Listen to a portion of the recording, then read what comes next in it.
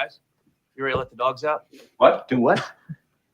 Let the dogs out. You know, like, who let the dogs out? Who? Off the Hook, airing on offthehooksports.com. Your home for real news, real opinions, and what really matters about Tennessee athletics. Always available on Apple Podcasts, Spotify, Stitcher, Google Play, TuneIn, iHeart. Like, share, follow, subscribe.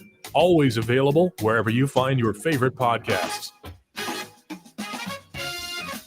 Welcome. It is a Monday. Thank you, Amanda LaFratta, and all of the good people that filled in for me. A couple of days off. Enjoyed that during the off week, but the off week's over. Let's get rolling. An 8-week gauntlet of football as the Vols will play LSU, and it gets rolling. Pretty tough schedule. Crazy already with us saying good morning, folks. Let's have a day. We will. And Crazy, I'm sorry that your emails went to spam and it took so long to get your shirts, but we saw them looking for another email, and we'll get them to you. And Amanda, are you okay? Sounds like things fell. But Amanda LaFratta, good morning. How are you? Good morning, Dave. I'm doing well, as long as I didn't break anything just now. How are you? We missed you on Thursday and Friday, so we're glad you're back. Thank you. And I want to tell you, you did a fantastic job, and we want to thank Chris Landry, and we certainly want to thank Caleb Calhoun for pitching in the hand, and a lot of developments over the weekend in the SEC that pertain to Tennessee that I want to get to. One thing I hate is when talk show hosts take a break and then come talk about something afterwards, because news is news and it moves on. But I do want to take a second to address the Tua Tagovailoa situation. It is absolutely despicable what the Miami Dolphins did. The fact that he was even in that game. Listen, it was a concussion issue. It was a neurological issue on the Sunday before the Thursday game. You can call it a back if you want to, but even if it's a back that bad, you shouldn't play 4 days later. These are the same Dolphins that supposedly went to their head coach at one point and offered him money to lose games so they could get a higher pick. It is dastardly. It is pathetic. People should be fired. If I'm Tua Tagovailoa's agent, I've already been fired. Tua should do that right now. He should be looking out for his client and not the next contract, which apparently he was.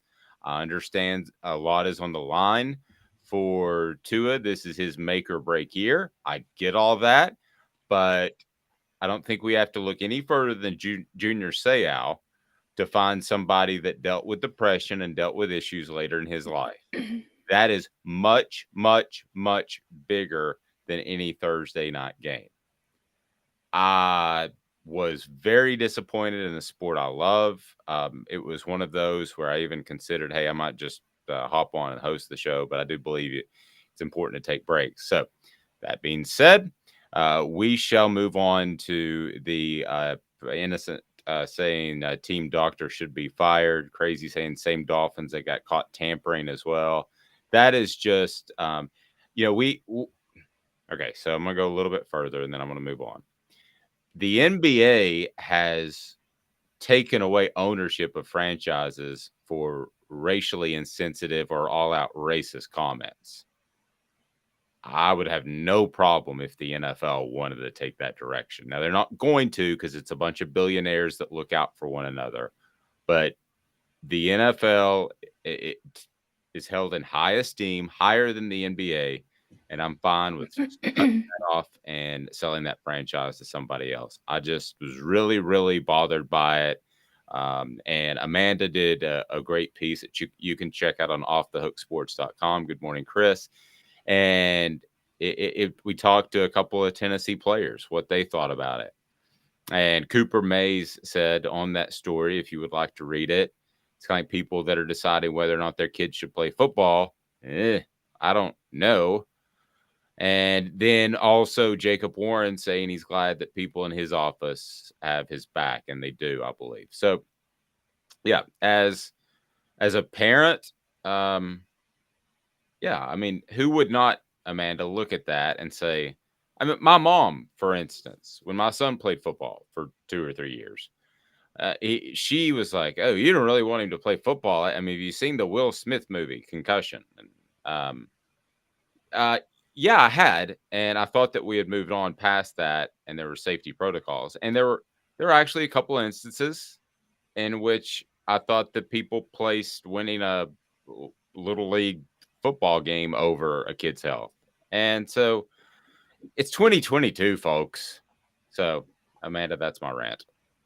No, I mean, I completely agree with what you're saying. The, you know, the way that was handled was disastrous. And they could say it's a back injury, and I understand that. And even, Coach Landry came on and said that those two things do present themselves as, looking the same, concussion or back injury, the wobbly kind of thing. Those present themselves as looking pretty much the same thing. But I think after we saw Thursday night what happened and the posturing that Tua did after he took that hit, we all know that it was a mistake. It was messed up. They did fire the doctor, the independent, I think, neurological, Good. consultant or whatever he was. He's been fired for basically botching that whole thing. But my issue also with this is not only it's not falling on the shoulders of one guy. This isn't one guy's mistake. I mean, yes, he should be fired, don't get me wrong, but there are a lot more heads that need to roll on that Miami Dolphins organization. Yes. Have you seen the movie Any Given Sunday? Yes. They kind of botched it. They had a good cast, and it was an okay movie. It could have been a great movie, but I think James Woods, like people say I look like, James Woods played the doctor that was supposed to clean everything up. And, at some point, I believe he got fired. That's immediately popped into my head. Innocent saying, didn't Chris Benoit, he was the wrestler, kill himself due to effects later in life? Well, I mean, you can't draw a direct correlation, but that is probably the reason, or based off the reports. Spinal concussion is still neurological, Chris saying. And listen, folks, he shouldn't have been on the damn plane on Thursday night after. That's how insano the whole thing is. He definitely had brain swelling. That's common sense. He should have been held from going back at a hospital and for further evaluation. Well, Cincinnati's medical center, they released him. So, I mean, they're really good. And they said he could fly on the plane.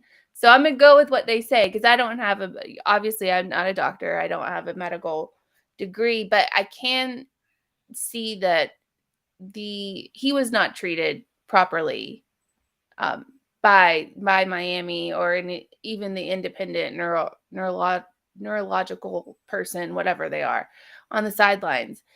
It was completely botched. And as a player, I understand that there are players that say, I want to go in, I want to go in, I want to go in. Well, you also have to take into consideration, this is kind of like the drunk guy trying to drive at the end of the bar tap, like trying to leave the bar. I want to drive. I can drive. No, you can't, because you're not thinking right. You have something affecting it. But at that point, where's his agent? I just, wow. The whole thing. Money? Yeah. Another comment. You think it's guys getting bigger and hitting harder than ever, or equipment? I think the helmet.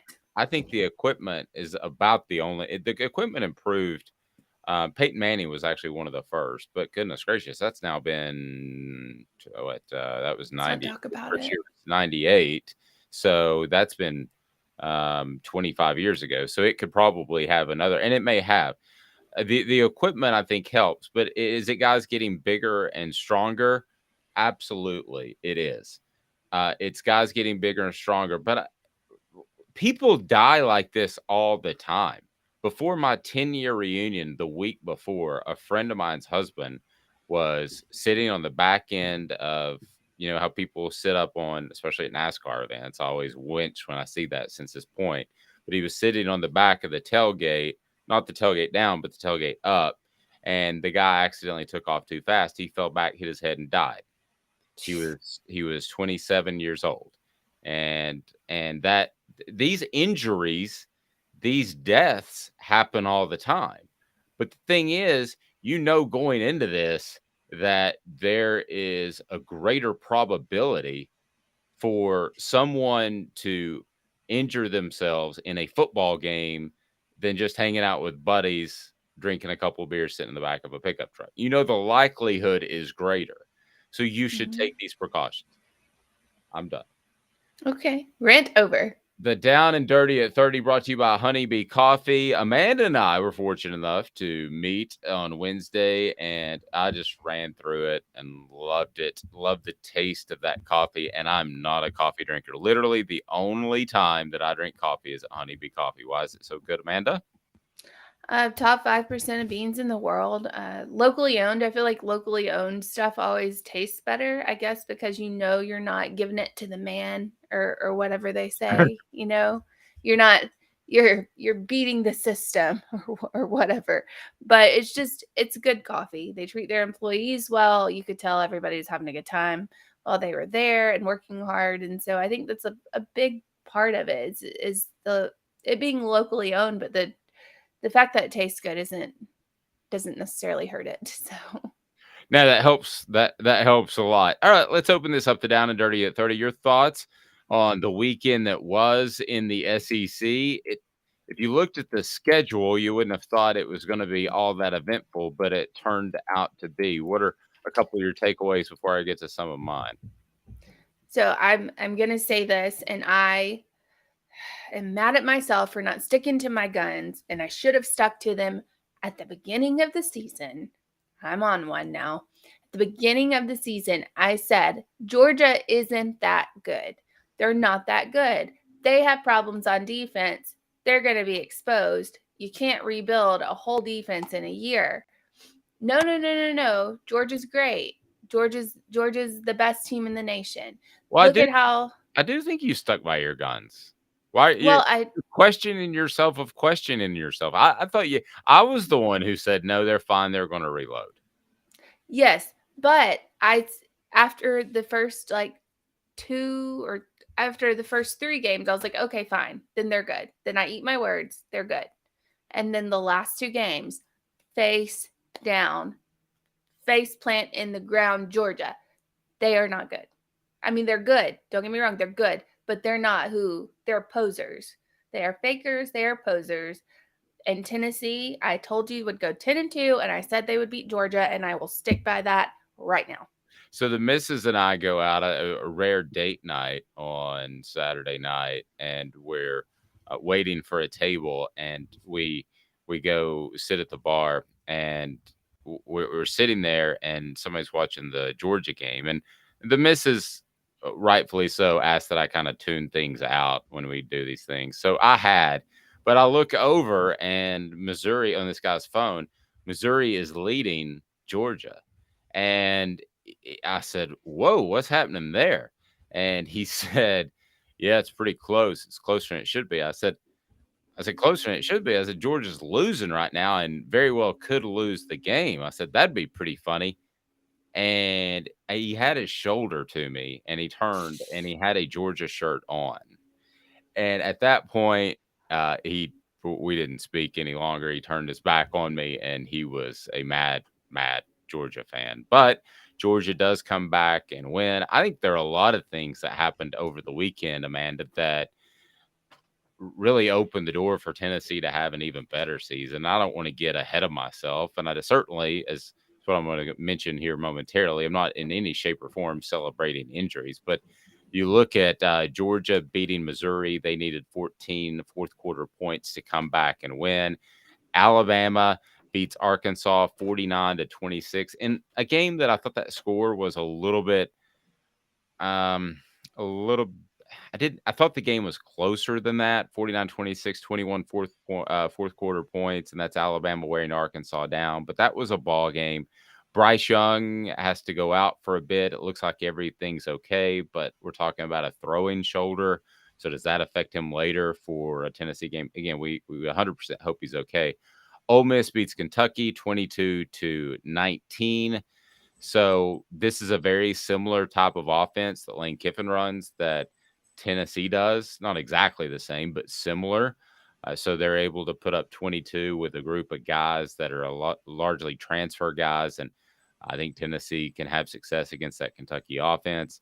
And LSU has to struggle, who Tennessee will play this week, has to struggle to beat Auburn. And at one point, LSU starting quarterback, who we'll talk more about, had to leave the game with an injury as well, but it looks like he is okay. So there are a lot of things, again, not celebrating injuries whatsoever, and we don't want those to happen.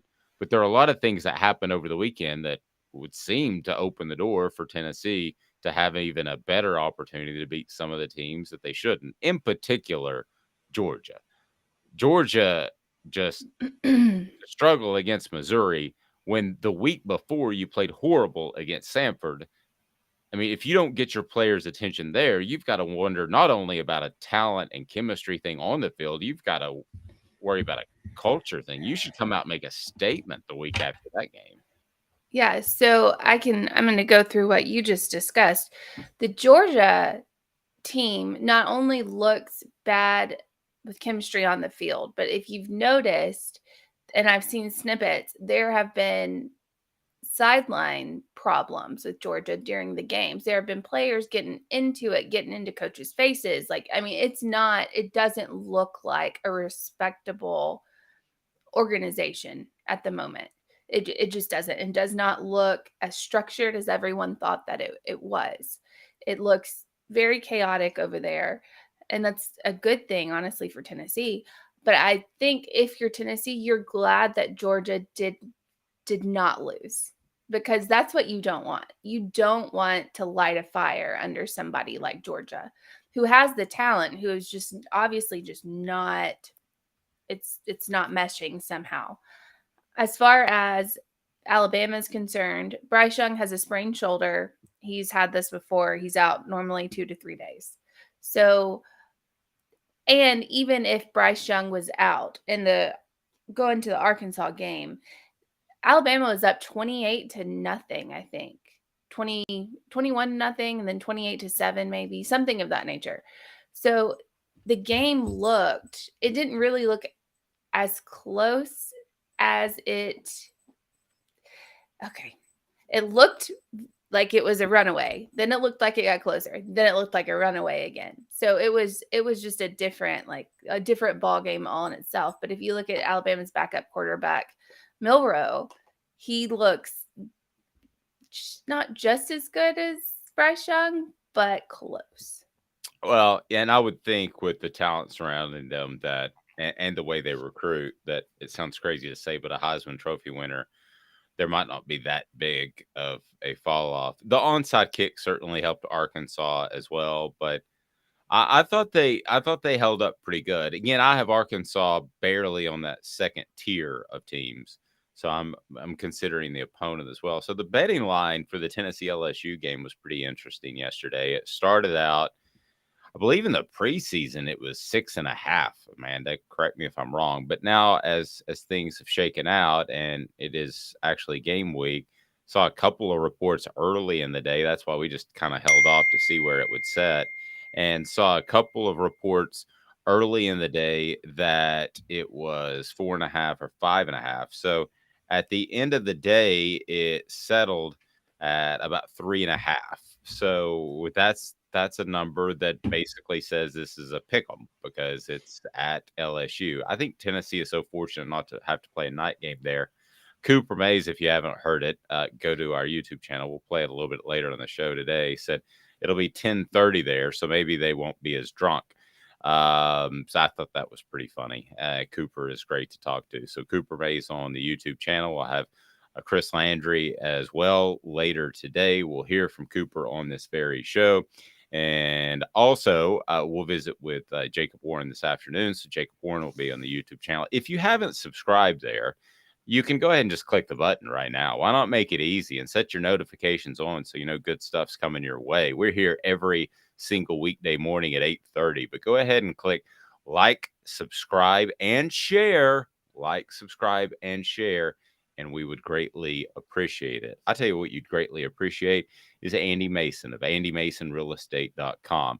I've known Andy since I was in high school, but I didn't know after we kind of parted ways in high school that he was a realtor, and I went with somebody else instead of Andy. Cost me thousands of dollars, maybe even 5 digits in a house transaction that I made.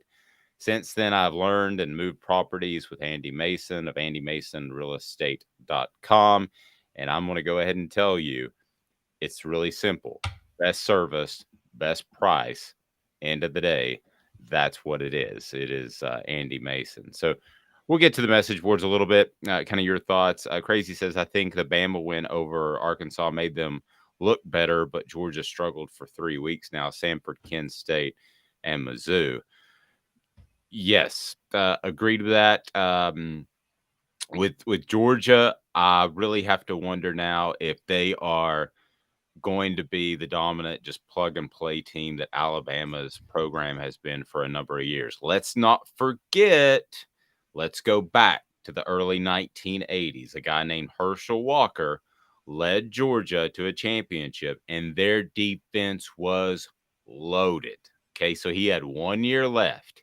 He came back. They're definitely going to win another one, right? They have a loaded defense again, right? It didn't happen. And it took them 3,000 years later to win another championship. It's just like when people said that Tennessee is going to be just fine with this guy named Derek Dooley. At the time, I was like, I don't know. I've seen some programs fall apart before. I'm not saying Georgia's going to fall apart, but I'm saying winning a national championship is not as easy as Nick Saban has made it look. And I would say this for Tennessee too, guys, for you out there listening. When it comes to Tennessee, people think that either Nico or Taven Jackson or whoever is just going to step in and Tennessee's automatically going to be that much better. Amanda alluded to it. You can't gauge chemistry. You can't gauge what that means to a team. So that's no guarantee. I think Hendon Hooker is one heck of a leader. And does that just naturally happen with the next dude? I don't know. Nico and Taven seem like great guys, but still, chemistry is really hard to predict. And you mentioned the sidelines, and I think there are some chemistry issues at Georgia. So that's good news for the rest of the SEC East. If I made you bet a mortgage payment on it right now, Amanda, would you say that Georgia, other than Alabama, wins all of their SEC games? You would think Alabama in the SEC championship game, even if they do drop one. But if I made you bet a mortgage payment that they win all of their SEC games other than potentially playing Alabama in the SEC championship game, which way would you go? I take the field. I would too. I would too. And I would have done that before the season started. And then, 2-3 weeks in, I was convinced, okay, I was wrong. Nope. I was not wrong. No. And I'm with you. And I would definitely take the field at this point, which I never thought I would have said before. And then if you don't mind, give a quick Google because I missed it. What has Oregon done since Georgia laid it on them earlier in the year? Because we really don't know anything after the first week, to be honest with you. What you do know is that Pedigo e-bikes in Chattanooga is the way to go. Pedigo, Chattanooga locally owned store where you'll be treated like family, is the region's foremost electric bike experts. They put their hearts into helping you find the perfect electric bike and get the most out of it for many years to come. They have service there, which you don't have at other places. And if you just buy an e-bike online, then you are not going to get the same quality and you're not going to get the service and the support. Chris saying Georgia will get up for the Vols, but the Vols will get up for them as well. Should be a good game down there at their house, regardless of anyone's record. I don't know. Does Georgia still get up for Tennessee? I mean, Tennessee is not a rival to a lot of these teams, as harsh as that sounds. But these really, they're not. They're not viewed as a rival because they've struggled so much lately. So, Amanda, what's Oregon done since that Georgia game? So they're 3-1. So they've, gone, obviously undefeated since that. However, they did come back over a Pac-12 rival in Washington State to win in the fourth quarter. So it's not like they're just killing people left, right, and center. They're not great. And I don't think anybody ever thought they were great. They had Bo Nix as quarterback and were excited about it. It's not the best. I know that we talked about Tennessee and LSU, and it's, Tennessee's a 3.5-point favorite, which actually makes them on a neutral field a touchdown favorite. It's not. On a neutral, well, it's typically 3 points for a home field advantage. Right. So that gives LSU 3 points, which makes. Okay. Okay, I got you. So, but that would be if it were at home. Anyway, somewhere in the middle. Who else did Oregon beat? They beat 3-1. Defeated the Cougars. Right. I could not find it on a thing. It's just no one talks about Oregon. So I know that Oregon. Let me pull up their schedule real quick. So we take a look at Oregon. Oregon, of course, lost to Georgia 49-3, and we all were ready to coronate Georgia as the next great program in the SEC. They beat Eastern Washington 70-14. I didn't know there was an Eastern Washington. Solid win against BYU 41-20. And then they beat Washington State 44-41. Squeak by, and Stanford 45-27. So you give them a lot of credit for that BYU game, handling a number 12 team. But again, if you want to do the comparative opponents team, which can get you in a lot of trouble, let's see what BYU has done since and before and after. It's really hard sometimes, because it's one of the things that I would like to change, and you and I've talked about it and somewhat disagreed about college football, is if we're all kind of together here, we'd have a better idea. So here's what BYU's done, and I never thought we'd get here, but they lost to Oregon. That's their only loss, and they've won one overtime game to number 9 Baylor, so that's a significant win. So maybe Georgia got too high after that first game against Oregon. Maybe they felt too good about themselves. I'm not sure, but it's not the Georgia team that I thought we would ultimately see. We'll find out if they're anywhere close to as dominant as I thought they would be. I may be dead wrong.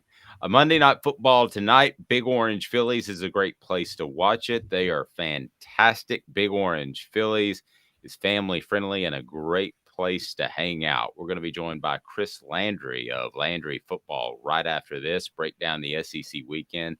Stick with us. Back in 2 minutes. It's Gary Viles here, Viles Automotive on Callahan Drive. I've been selling cars here in East Tennessee for 27 years. In that time, I've come to realize it's not about the car. It's about you, the customer. So I'm here to take care of you just like family. Good credit, bad credit, you name it, we can get you taken care of. If we don't have it, we can find it for you. We go across the country to get any vehicle that you want. And here at Viles Automotive, we don't believe in fake numbers. We just give you great deals. And as always, we want, we need, and we appreciate your business. Do you want to own the more that owns every job? Then get to Vassey Lawn and Garden in Cleveland and get you a Toro. I'm David Vassey, here to talk to you about Toro. With a Toro Zero Turn, you'll get more out of every minute and you'll reach the finish line faster. At Vassey's, we like to say, no matter if you're mowing 3 acres a week or 11 lawns a day, homeowners and business owners alike find confidence in equipment they can trust from top to bottom. Vassey Lawn and Garden, Highway 60 North in Cleveland. Man alive, it's worth the drive. This is Steve Rain. I own the Midnight Oil and Michelin Tire Direct service station here in Ottawa. It's not a fancy place, never has been, but it's a clean place with clean restrooms and good folks who work here. We sell gas and fix cars, nothing glamorous, but we love what we do, and we're going to keep doing it for a long time to come. There's not many real service stations left, and that's a shame. We're the guys just like the guys back in your hometown. We'll fix your tire, change your oil, and put a new set of Michelins on your car. If you want a Twinkie, you'll just have to keep on going. Thanks for the business.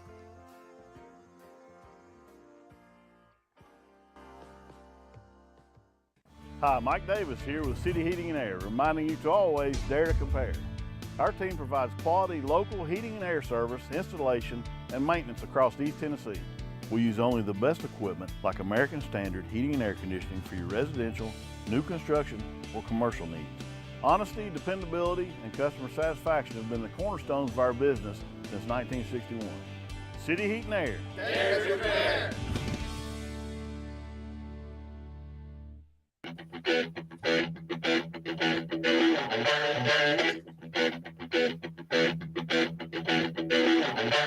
Please allow me to introduce myself. I'm a man of wealth and taste. I think this was kind of cute in the beginning, but I'm not sure it's sticking. It's quite the mashup. Welcome back. Hit that like and subscribe button because you should, and share as well because you get information that you can't get anywhere else, especially from a guy like Chris Landry of LandryFootball.com. Chris Landry, how are you, sir? I am doing great. Hope you guys had a great weekend. Good to see you and Amanda. Bright, smiley faces this Monday morning. Yes, I think I've talked to you before about I've always battled since I was like 18 with insomnia, and for some reason it went away this past 4 days. So I'm feeling chipper. I'm ready to go out and run a mile. Oh, good for you, man. Good for you. Just wait for after the show. We could use you here, for the next few minutes, if you don't mind. If you want to fill in on our message board, give Chris Landry some questions. We'll be glad to field those. His appearance in part is brought to you by Owl's Nest Barbecue. Owl's Nest Barbecue right there in Ooltewah has all the barbecue supplies you could possibly imagine, the sauces and the rubs. Go to Owl's Nest Barbecue. It is awesome. Chris is Georgia, even in a win, not quite as good as you thought. Well, I think they're going through some issues. They're going through some what I consider complacency issues with, look, you can't just show up and win games. They are banged up at receiver. There's a drop-off. Stetson Bennett's not the guy that can carry a football team. And they faced a Missouri team that I don't think is very good, but they played very good this past week and kind of slowed down Georgia's run game. So I think that's to be determined down the road. I think that it's a fair question. Do I think they're still one of the three best teams in the country? I do. I think we're going to have to see them in Alabama as the season develops, but it's still a separation between them and the rest. And here's what I would say is when I looked at it, and this is always dangerous, and this is why you worry about it as a coach, is when they needed to get it done, they just turned it on.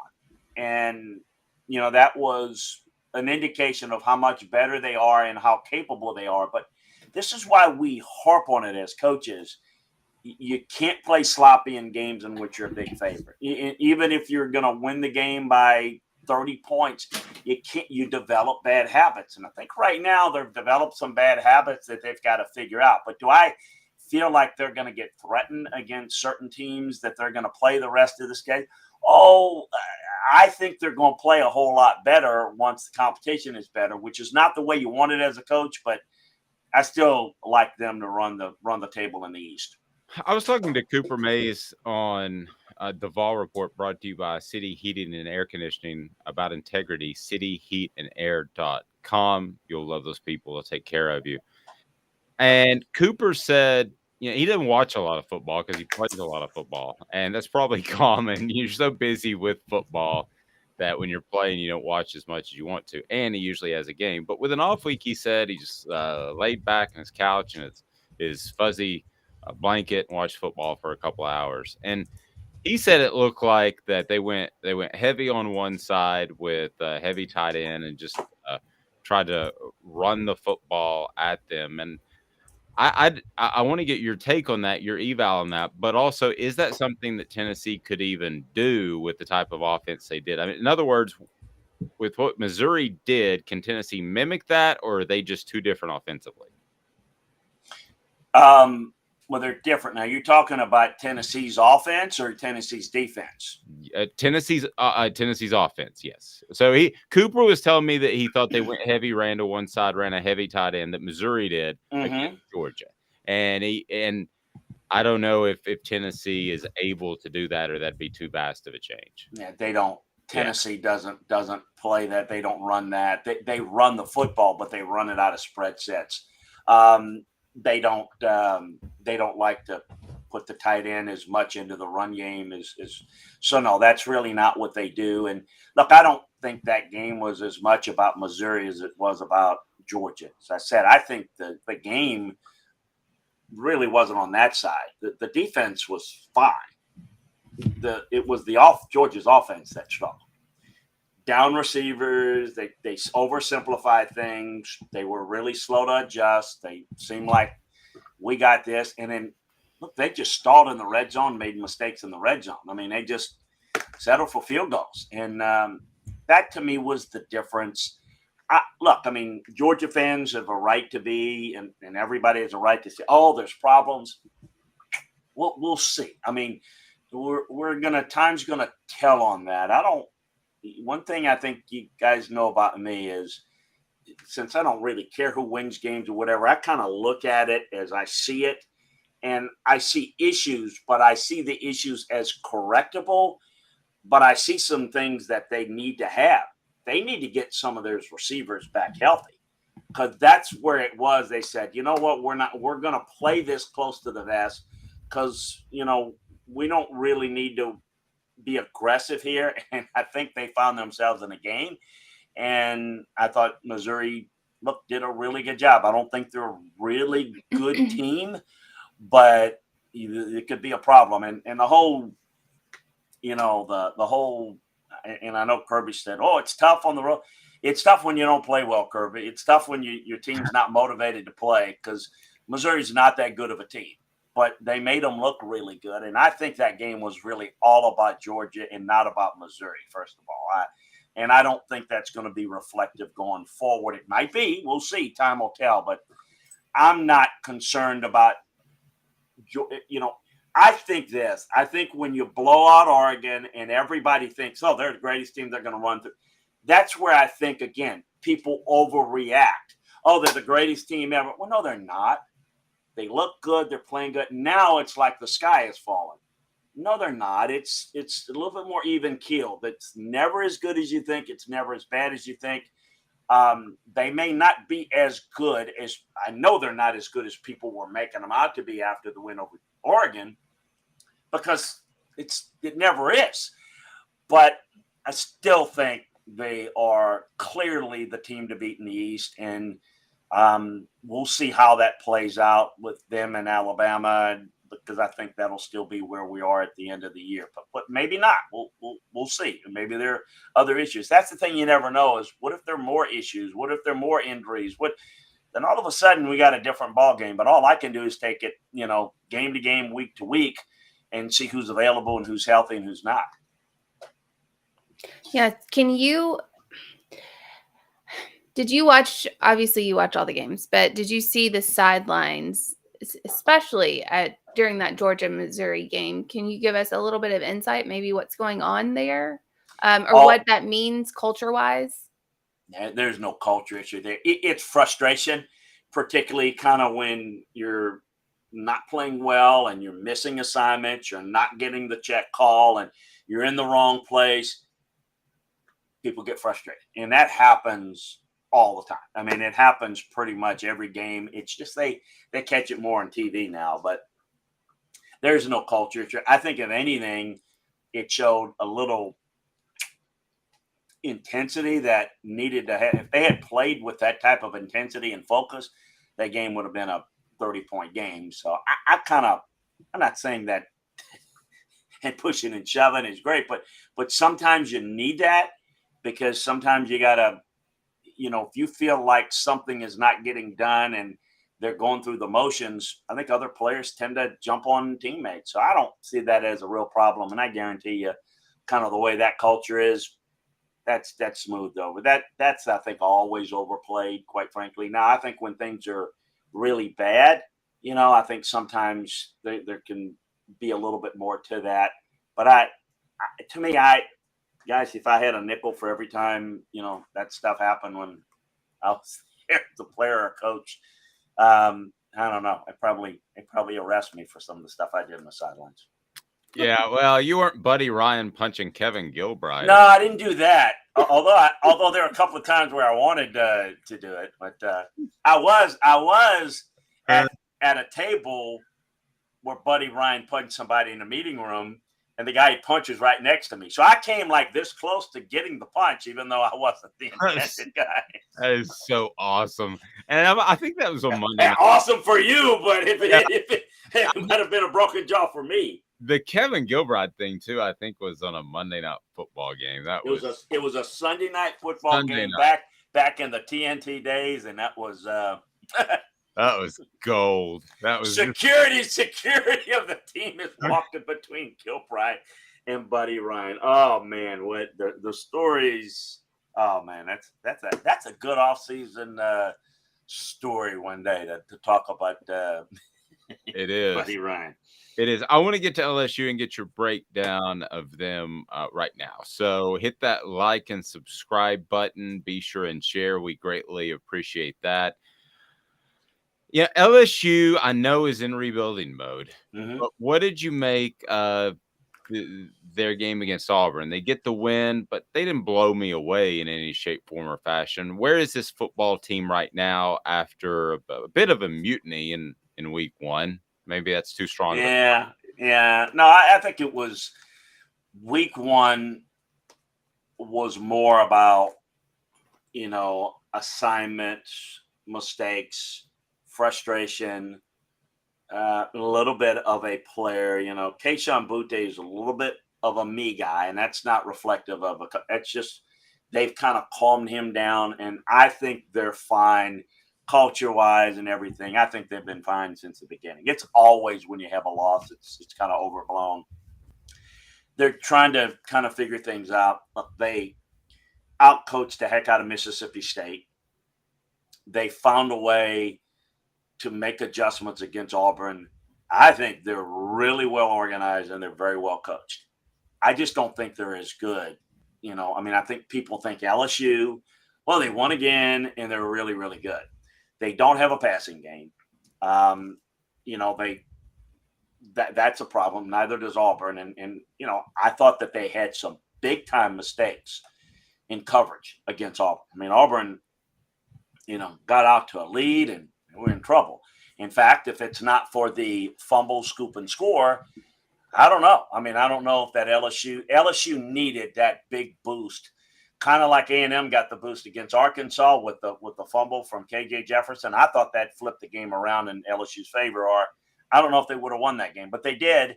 And that's maybe a little bit more about Auburn and their struggles of trying to finish.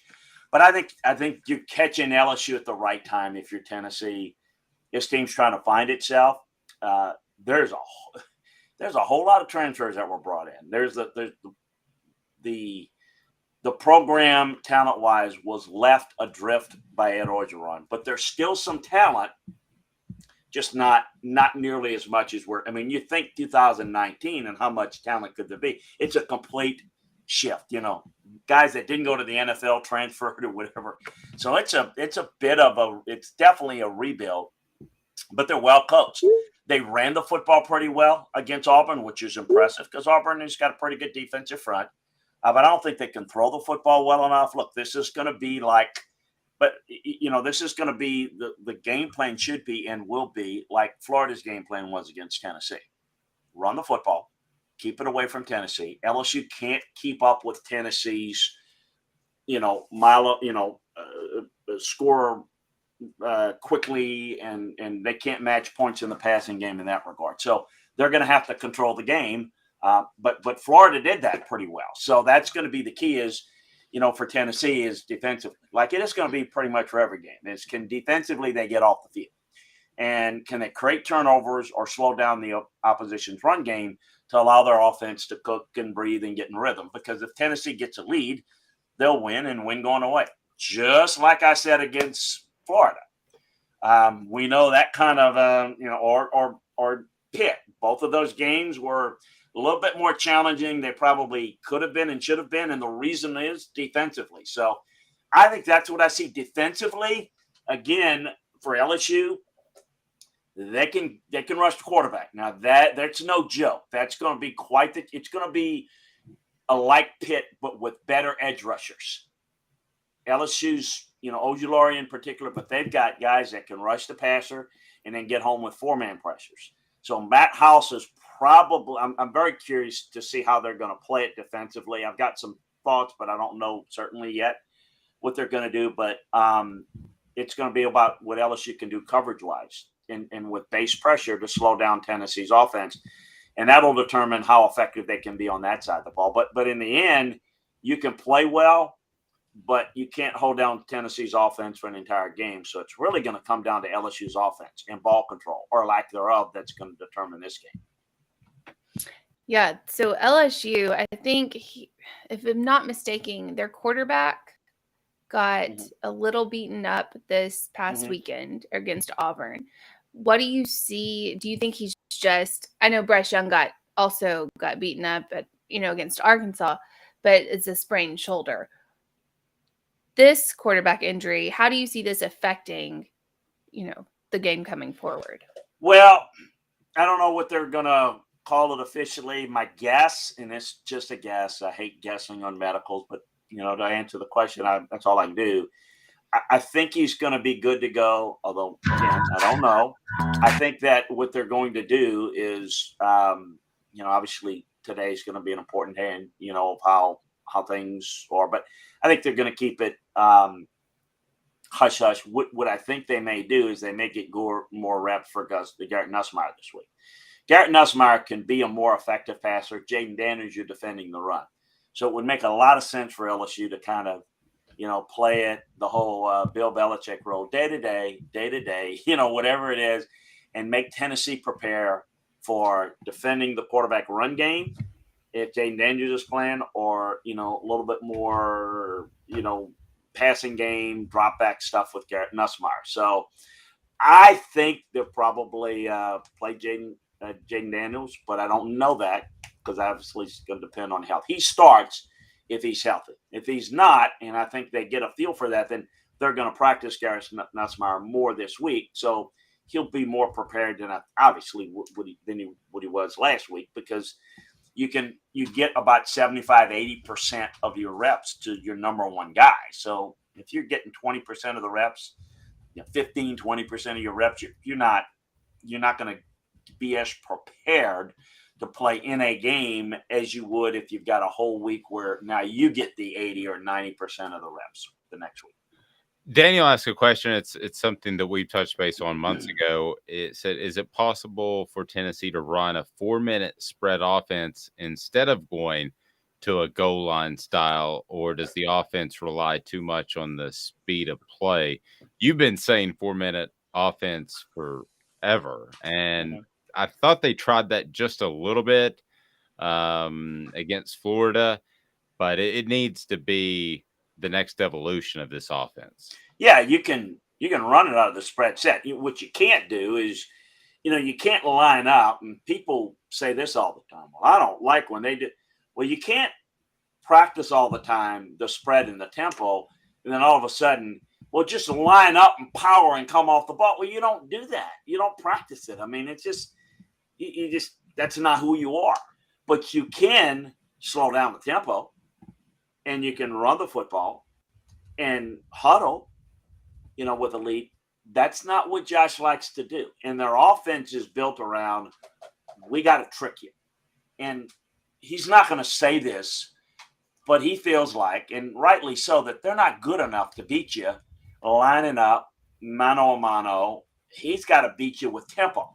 So their advantage is we'll line up quickly before the defense could line up, and we'll attack you.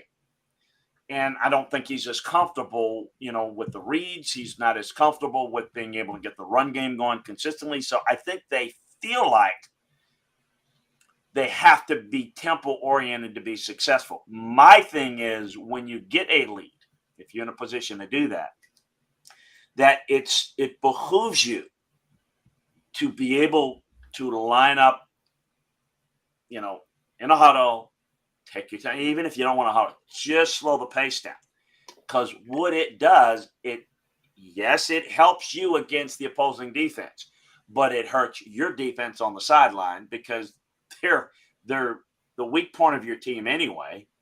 And so it's just a bit of a philosophical difference of what I think versus what Josh thinks. And it doesn't matter. It's Josh's team. Is Josh feels like, the more points we score, then the better. And, my feeling is, yes, that's true as long as you score points. But the minute you drop the ball or you have an errant pass and, all of a sudden you've got a 24-point lead and it's 7-point leads with 5 minutes left because you've not been able to eat clock a little bit. And my thing is I still want to score points offensively, but I want to have an element where I can run 4 minutes, 6 minutes off the clock, and then score 7. Because then game over then. Because you've basically eliminated, it's not baseball. You don't have 27 outs. That clock is a big part of it. But that's a Josh philosophy. And I don't think we're going to truly know Josh's true feelings, regardless of what he says. But we're not going to know that till about 3 years from now, because Josh feels like, rightly so, that that's the only way he can really win is to do it this way. Now, if he's able to recruit better, then I think he can maybe evolve to where he can still be a really good offense, but be able to implement more of the 4-minute stuff, because defensively they'll have better personnel, deeper personnel, but that depends on the recruiting. And, right now the recruiting is good, not great. But I think a lot of that is just probably Josh's philosophy. In fact, I know it's Josh's philosophy, but will he adapt and adjust? I don't know. That's why I've always said I think the ceiling for Tennessee, everybody's excited, and rightly so. If you're a fan of Tennessee and you're used to seeing what you've been seeing for years, you got a program with Josh that's going to win you 8 games or 9 games a year and go to nice bowl games. Is it a type of program, the way they're running it, that's going to win conference championships? No. But that may be good enough for Tennessee fans, right now anyway. But I think when they're going to want to, when are we going to take that next step? Well, the next step is going to have to be an alteration of the philosophy. I've explained it several times before. I don't know if people are getting it, but it's a lot like what Oklahoma has been, particularly under Lincoln Riley. That was good enough to win the Big 12, but he couldn't match up in the playoffs. He got hammered in most cases. That one game against Georgia in the Rose Bowl, that was close for a half, and then it flipped around. But running that style at Oklahoma or at Tennessee, unless you alter it, you're not going to get out of the SEC as long as the Georgias and the Alabamas are doing what they're doing. And quite frankly, if they're not, then somebody else will be a little bit more physical. And I think that Florida, for example, is going to build a program that's going to be more of a line of scrimmage team. It's a line of scrimmage conference. And right now what Tennessee's doing is doing a really good job of using their speed and their tempo to negate the lack of line of scrimmage disadvantages that they have. But that can only get you so far. But right now, man, look, it's ride the wave, get excited, because they're really good. And I've said it before, it may be an 8-4 team, but they got a 10-2 schedule. And, the way things are, who knows? Maybe 11-1's, not out of the question, but I still see them the same way. It's just about, how they're able to compete. Chris's appearance brought to you in part by The Mattress Place. The Mattress Place, 22 years on Chapman Highway, Marine Corps veteran owned. Tell them Off the Hook Sports sent you, and you'll get a great mattress at a great price. No gimmicks, 30 to 70% off each and every day, and over 225 5-star reviews on Google. That's pretty incredible. So as far as Tennessee defensively, I get this question all the time. Why don't they do this? Why don't they do that? What would you do if you were Tim Banks and you were Tennessee's defensive coordinator to make this defense a little bit better? Because I'm well aware that he's hamstrung by talent, that he's hamstrung by an offense that puts them in bad situations. Are there any adjustments that really can be made, or Like they say, it is what it is. My least favorite saying of all time, but it is what it is. Well, I wouldn't coach defense with this type of offense. So this is a thankless job. So, I wouldn't do it. What you have to do is you have to recruit and get more depth and create more speed. So, okay, I'm going to accept this challenge. I'm going to take this job, even though that's not what I want to do. I'm going to create turnovers in abundance. I'm going to be very aggressive.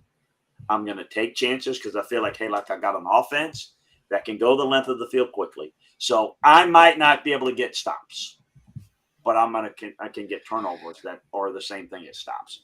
So I got to get more speed, but you got to get better cover people. You got to get more depth on the defensive line. I mean, you better have 4 really good, high-level edge rushers and 4 high-level interior rushers. You better have 8 guys minimum that can rush the passer like a demon, because you're going to have to play a lot of snaps. You're going to have to find a way to rotate them, either by series or in snaps, depending on the type of team you're playing and the ability to adjust. I want speed. I want linebackers that can rush. I want slot guys that are good blitzers. I'm going to come after you because, okay, I'm going to give up a big play. I'll give up a touchdown. Well, that's all right. I give up a touchdown. I'm going to get my offense back on the field and we'll score points. That's what we're going to do. Because that's what I have to do. And you're not going to build a great defense if you're going to be on the field for that many snaps and your offense is going to basically put your defense in peril. It's going to always be the uphill battle. It's the offense the whole team is built around the offense. And so it's like a running downhill, so you got a race where it's the same distance, but I'm running uphill defensively and they're running downhill. Just let that sink in. So it's tough to do. But that's what I would do. That's the only thing I could do. I used the analogy, I think last week with you that,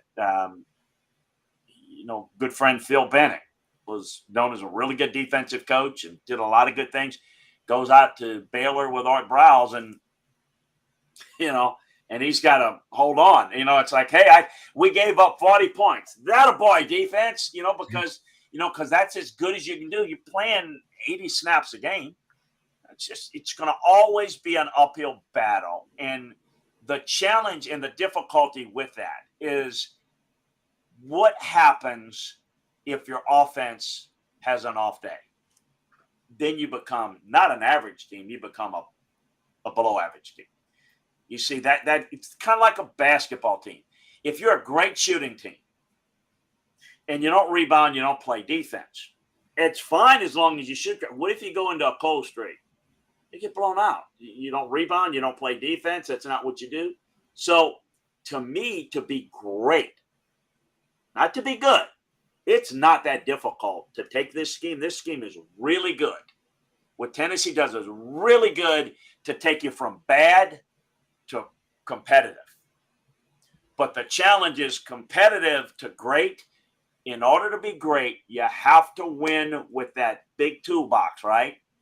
Because great teams win in different ways. Georgia played poorly, couldn't run the football. That's what they do. Stetson Bennett was awful. They found a way to make a few plays to win it. Okay, you find ways to win on special teams, on defense, and you got to be able to win multiple ways because there are going to be games where your offense may not be as sharp. Your defense has to take over. Your special teams have to create turnovers, create field position, whatever. The ability to do multiple things in different ways is the key to being great because you're not going to win the same way all the time. But if you have to win the same way all the time, then you might be able to win enough games to appease your fan base. But the question is, and you guys tell me, I think Tennessee fans are ecstatic right now because of where they've been. But let's go 5 years from now. Right. If they're winning 8 games and 9 games a year, are they happy or they're sitting, well, wait a minute, because that's what they are. They're probably a program with this style that's an 8-9 win team a year, with the only variable like this year where if the schedule's weaker and maybe you can win 10 or 11, but are you going to – this whole thing about, look, Tennessee's getting ready to rise up and take over the East, they're not. To me, that's not where – this is not the type of scheme and the type of style that's going to allow that to happen unless everybody else comes back to the pack, which I don't see happening. Right now the East is wide open other than Georgia. And, Alabama's going to be good in the West. But, see, that's the difference. And Tennessee has to play those two teams twice a year. And, we can sit there and say for the next 6 years, is Tennessee going to play Georgia and Alabama? How many of those games would they win in, let's say in 5 years? So they play those two, that's 10 games. How many of those 10 games will they likely win over those two teams? Maybe a couple, 2 out of 10, maybe 3. Will they win that's my point in this. So I'm looking ahead because I can. Right now, they're getting it done in a big-time way because this is what they need to do to be successful now. So I'm just intrigued by where Josh is going to take it. Is he going to get out of his comfort zone and be able to build a program that's maybe can take it to the next level? Because I think what he's doing is kind of getting to pretty much where ceiling's going to be. I think I can answer part of that question. I think after next year, if Tennessee, even if they win 9 games this year, everybody's ecstatic. After 9 games next year, it's going to be wins the next step. And then I think we'll see if Josh Heupel is able to make that adaptation, that evolution in his game. And you're right. This is what he's comfortable with. It'd be outside of his comfort zone. So, Amanda, you want to jump in there? Got it? Or do we want to include Chris in today's tough question? We're going to include Chris in today's tough question. All right, Chris. Tough on a Monday morning. Tough question. Yeah. Oh, in the hot seat, man. Okay. Like a 5 a.m. workout. Here we go. Today's tough question is brought to you today by our friends at Bassey Lawn and Garden. Man alive, it's worth the drive. Bassey Lawn and Garden has every possible mower you could want, be it residential, be it commercial, be it whatever. They've got it, and they got the hedgers and trimmers too. Today's tough question. We do our research. Have you done your research? We're working like heck. Today's tough question. What's the real debate? You sipping my soupe, Guadalupe? Exclusively on Off the Hook Sports with Dave Hooker and Amanda LaFratta. You drinking my sake, kimosabi? Oh, my God.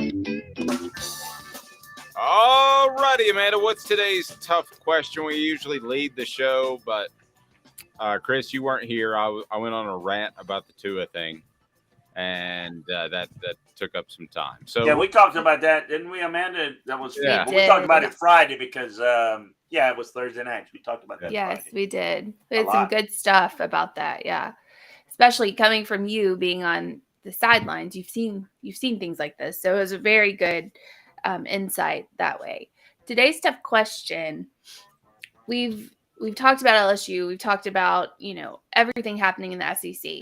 So out of Tennessee's schedule, that the people that they have left, who are they most likely going to drop a game to? If you had to pick one team that they're going to lose to, what team would that be? And I'm going to give 4 options. I'm going to give obviously Georgia, Alabama, Kentucky, and then we'll do, I guess, LSU is the last one. Would you say out of the schedule? I would go most LSU. Likely. Yeah. So those really, 4. I think for Chris, the decision is going to be between Alabama and Georgia, I believe. Yes. Yeah. Look, they play Georgia on the road, Alabama at home. It's just easy to say, more likely to beat Alabama in Knoxville. But I think both Alabama and Georgia will beat Tennessee. I think it's. But you got to pick one, Chris. That's what. That's it. I'll just take the home. I'll take the home game with Georgia. I think both of those teams are better.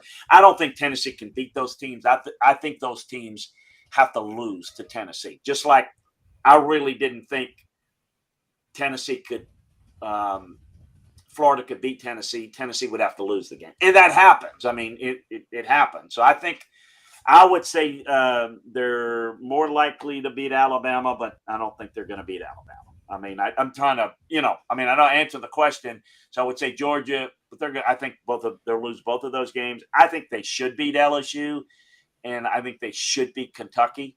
So I'm gonna say they should win. But again, they have an off night offensively, turn the football over. They could lose either one of those games too. The rest of them, despite what you saw out of Missouri this past week, and they should win those games. Chris, I will talk to you soon. Have a fantastic rest of your day, and we look forward to Chalk Talk that's on our YouTube channel, and all of the content that you've been providing has been awesome. So we'll talk to you soon, buddy. Hey, thank you so much. Take care. Have a great rest of the show. Take care. Bye-bye. Of LandryFootball.com. So do we want to say what is the most dangerous opponent remaining on Tennessee's schedule? Which would you pick of those four? So I just said out of the remaining games on Tennessee's schedule, which team do you think is most likely to beat the Vols? Okay. Alabama, Georgia. I guess we could go Alabama, Georgia, LSU, and Kentucky, or we could do Alabama, Georgia, LSU, and then none of the above. No, I think Kentucky's solid. I mean, that's a top 20 team that stylistically is going to be way different than Tennessee. Yeah, I mean, at this point, I would actually. Well, that's tough for me because I think Tennessee's a slightly better matchup schematically against Alabama. But I think Georgia is finding themselves issues. So it's between those two. I guess I would say it's tough to go down to Georgia and get a win. And so I would say Georgia would be the most dangerous or the most likely to lose, however you want to phrase it, out of that group. So I guess, yeah, I would go Georgia. I'm like Chris, though. I think it would be an incredible upset for them to beat either of those teams. So Shadow Wolf saying Amanda looking like she got game. I don't understand that. If we go down there and kick their butts from the start, fast on and on and on, that won't understand that. Okay, we're going to have to work on some typing there. Shadow Wolf. Georgia is the toughest, he said in the next post. Okay, that was a little more concise. More after today's tough question. We'll get your thoughts. Go to our Twitter page, and we will be sure and get you on there. What were you going to say? Did I interrupt? He says it looks like I got game. Got game. Okay. Yeah. Gotcha. Maybe you're younger. Maybe you should read the messages from now on. Back in 2 minutes off the Hook Sports. It's Gary Viles here, Viles Automotive on Callahan Drive. I've been selling cars here in East Tennessee for 27 years. In that time, I've come to realize it's not about the car. It's about you, the customer. So I'm here to take care of you just like family. Good credit, bad credit, you name it, we can get you taken care of. If we don't have it, we can find it for you. We go across the country to get any vehicle that you want. And here at Viles Automotive, we don't believe in fake numbers. We just give you great deals. And as always, we want, we need, and we appreciate your business. Do you want to own the more that owns every job? Then get to Vassy Lawn and Garden in Cleveland and get you a Toro. I'm David Vassy, here to talk to you about Toro. With a Toro Zero Turn, you'll get more out of every minute and you'll reach the finish line faster. At Vassy's, we like to say, no matter if you're mowing 3 acres a week or 11 lawns a day, homeowners and business owners alike find confidence in equipment they can trust from top to bottom. Vassy Lawn and Garden, Highway 60 North in Cleveland. Man alive, it's worth the drive. This is Steve Rain. I own the Midnight Oil and Michelin Tire Direct service station here in Ooltewah. It's not a fancy place, never has been, but it's a clean place with clean restrooms and good folks who work here. We sell gas and fix cars, nothing glamorous, but we love what we do, and we're going to keep doing it for a long time to come. There's not many real service stations left, and that's a shame. We're the guys just like the guys back in your hometown. We'll fix your tire, change your oil, and put a new set of Michelins on your car. If you want a Twinkie, you'll just have to keep on going. Thanks for the business.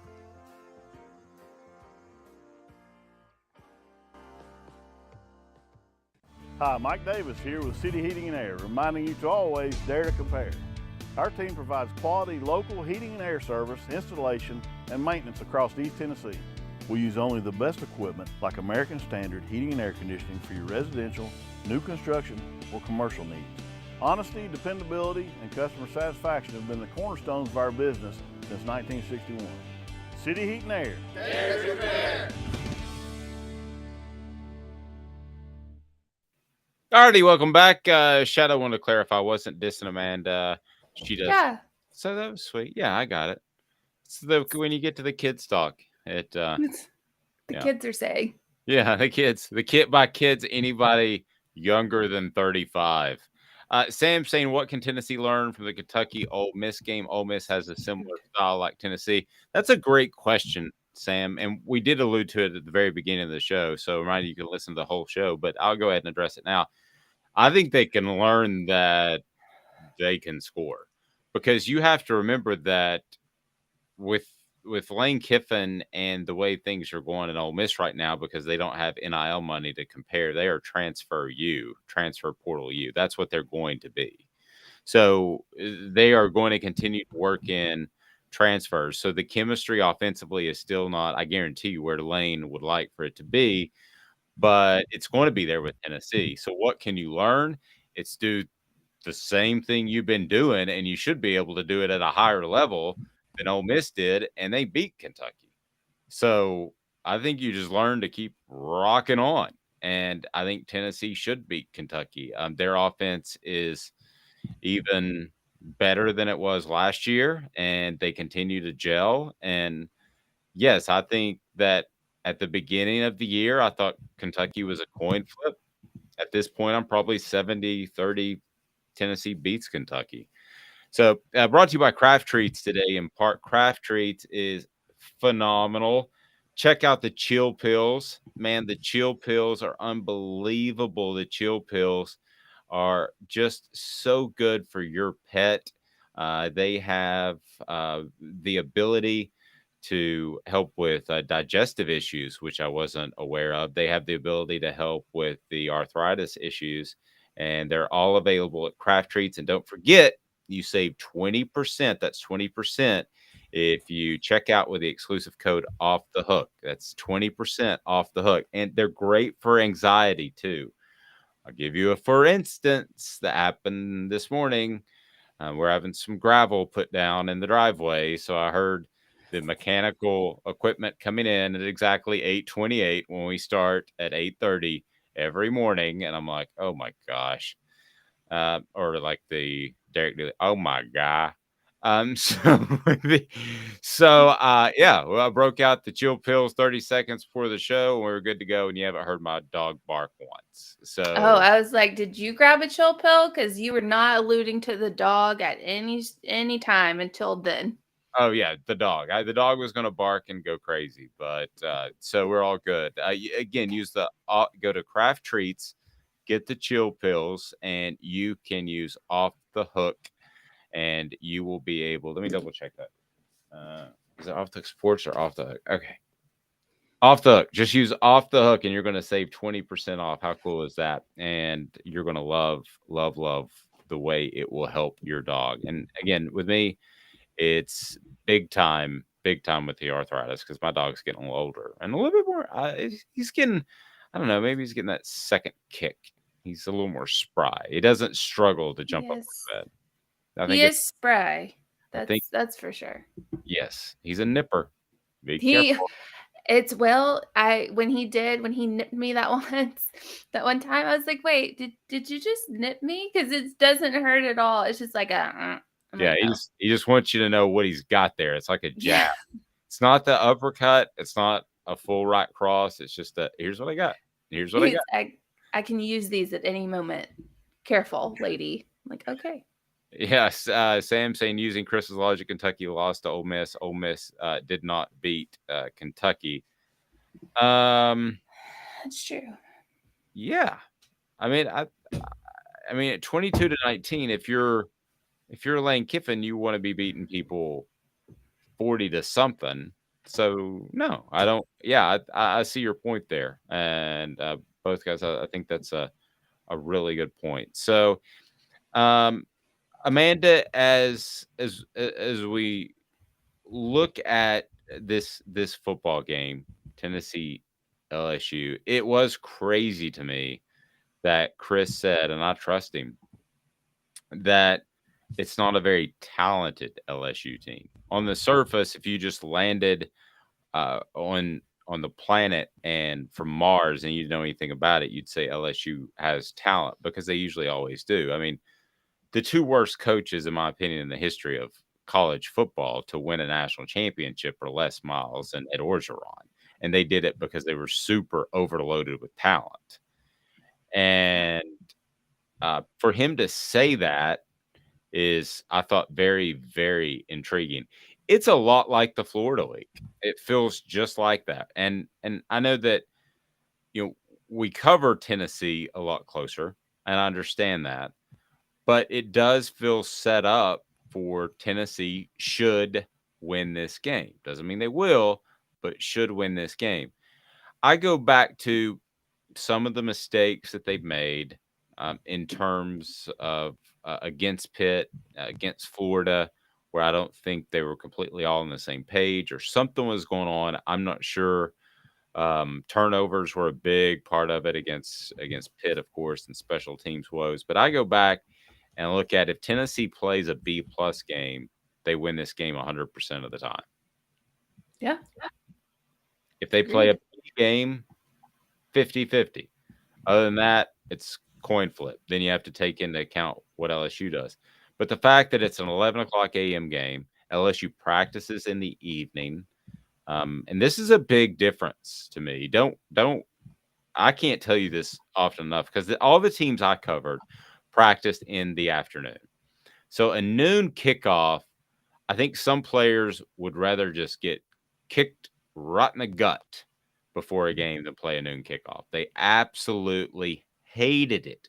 Nowadays, talking to some players yesterday, they say we love morning games. Why? Because they're practicing as we're talking right now, if you're watching live. And they're ready to get and go at noon Eastern or what would be 11 Central. So they hate night games across the board. Every player I've talked to hates night games because you sit around at the hotel. And I purposely didn't stay at team hotels, but I accidentally stayed at one. And I did notice that it must be absolutely horrible just to sit there and you just eat all day. That's pretty much all you can do. And I think it's huge. No, I think it's. Don't want to do that. No, I think it's a huge. I mean, let's talk gambling terms for a second.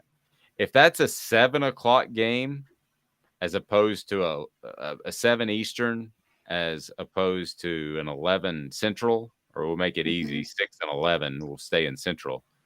I truly believe that's worth 2 points. Yeah, I agree with that. I mean, I don't, especially at LSU. I think LSU gets, if it's 7 o'clock, LSU's, I think would be favored maybe at a 7 o'clock game just because it's so hard to play down there at night. And, they've, like Cooper alluded to, they've been up drinking. They need their sleep a little bit before the game. Yeah. Yeah. But the other good part about a night game at LSU is the fans are so drunk they don't really remember if they lost. Let's get to message board bingo. That's fair. Random shot. Wait till you hear my favorite shot at Alabama that I take every week. You'll love that one. I'm sure I will love it. Every year. There's one guy, Jesse Smithy of 5-Star Preps. I would highly suggest subscribing to that website. And I could say that in May, and he can't help but giggle. It's my favorite joke. But I got to save it for the end of the week. All right. And it's so stupid because all these, hey, you're a Southern hillbilly. Everybody lives in the South. Everybody in the SEC lives in the South. Yeah, but you know what else is hilarious to me? It's not even that the Southern teams or the people in the SEC are like, you're a hillbilly. It's people that are like, Ohio that are like, y'all are a bunch of hillbillies. And I'm like, meh, have you seen your state? Have you driven through it? But I can at least understand that. And we ran right through the message board bingo bed, which is my fault. Let's try again. All right, here we go. Okay.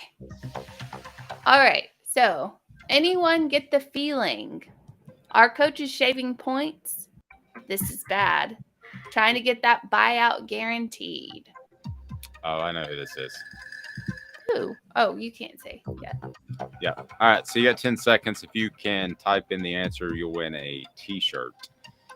But you've got to beat me, and now you have about 5 seconds.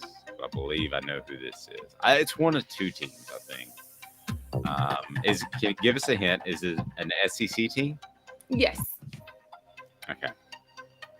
Brandon says Auburn. Nope. I don't think it's Auburn. That's true. It's Auburn. It's Auburn? Yes.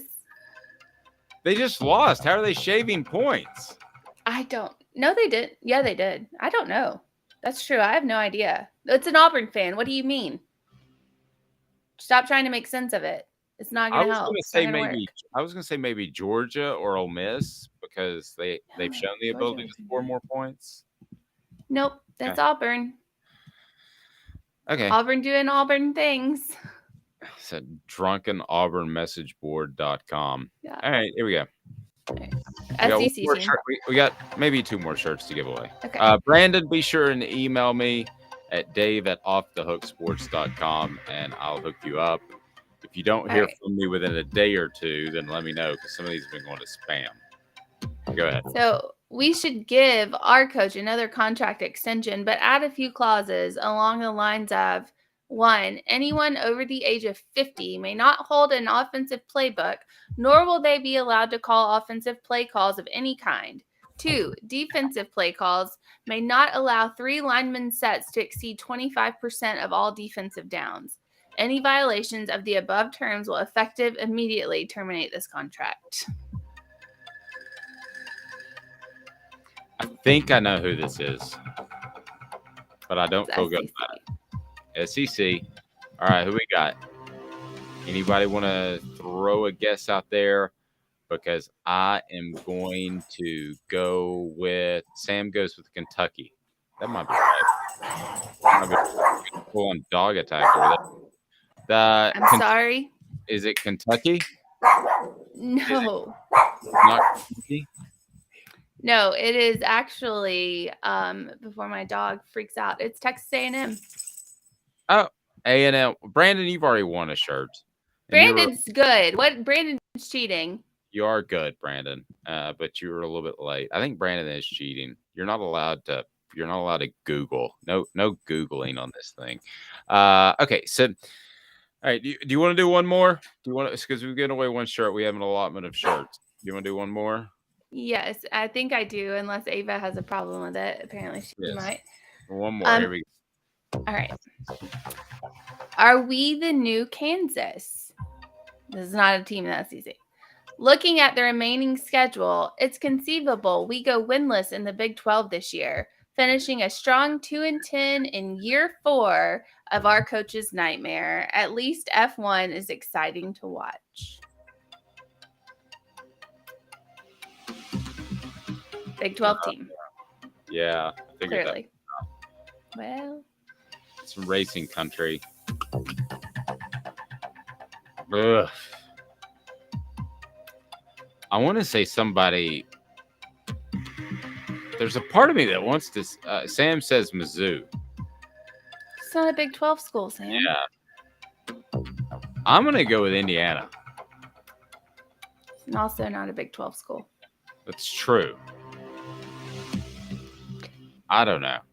West Virginia, RG1 says. Yes, it's West Virginia.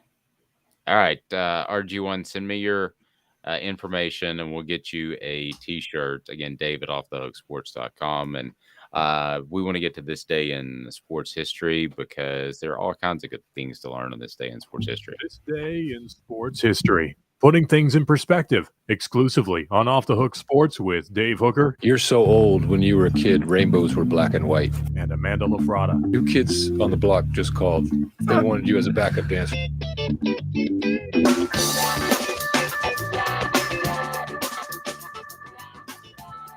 I don't usually do birthdays, but what an eclectic group.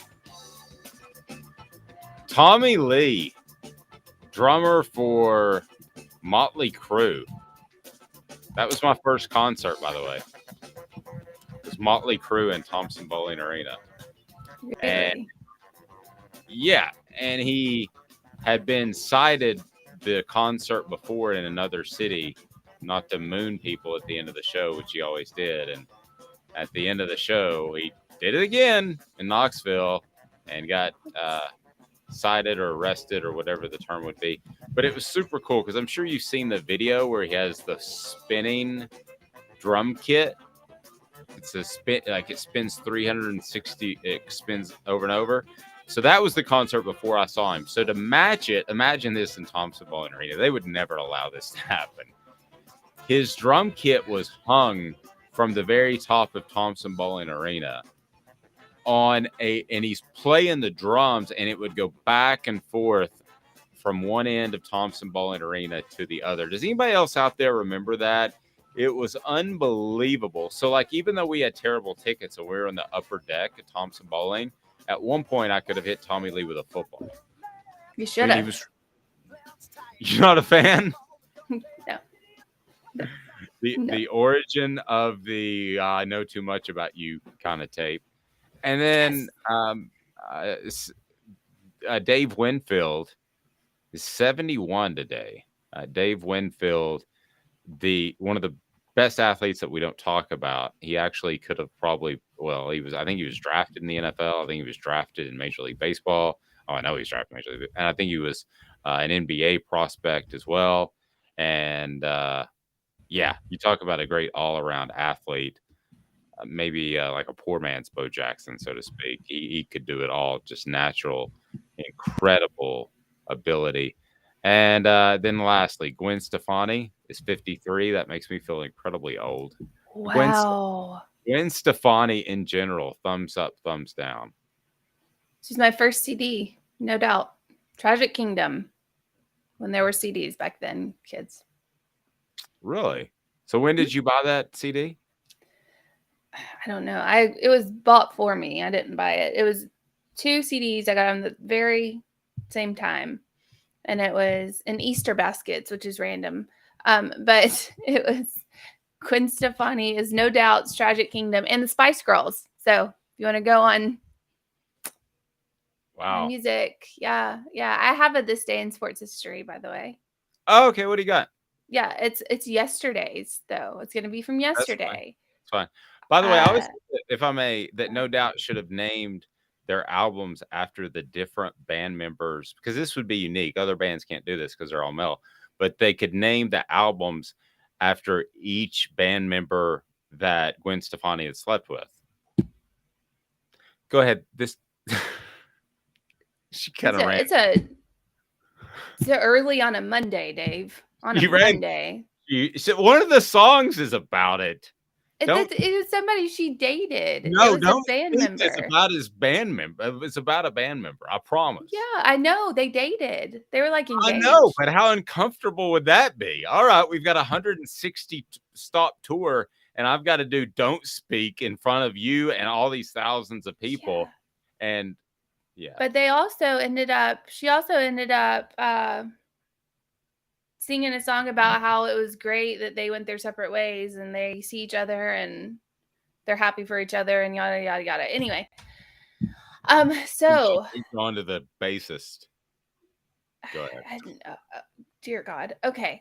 So This Day in Sports History as of yesterday, Antonio Brown posts photo of him and Giselle gleefully hugging on Instagram, alluding to the fact that he is the problem in their marriage.